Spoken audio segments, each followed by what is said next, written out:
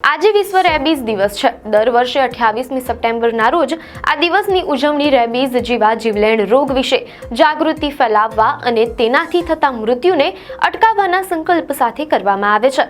વિશ્વ રેબીઝ દિવસનો ઉદ્દેશ્ય લોકોને સમજાવવાનો છે કે રેબીઝ એક 100% અટકાવી શકાય તેવો રોગ છે, છતાં દર વર્ષે તેનાથી હજારો લોકોના મોત થાય છે। આ રોગ મુખ્યત્વે શ્વાન, બિલાડી અને અન્ય જંગલી પ્રાણીઓના કરડવાથી ફેલાય છે। ભારતમાં રેબીઝના મોટા ભાગના કેસ શ્વાનના કરડવાથી થાય છે। આ દિવસે ભારતમાં જાહેર આરોગ્ય સંસ્થાઓ અને પશુ કલ્યાણ સંસ્થાઓ દ્વારા ખાસ કાર્યક્રમોનું આયોજન કરવામાં આવે છે, જેમાં પાલતુ પ્રાણીઓને રેબીઝ વિરોધી રસી એન્ટી રેબીઝ વેક્સિન અપાવવાના મહત્વ પર ભાર મૂકવામાં આવે છે।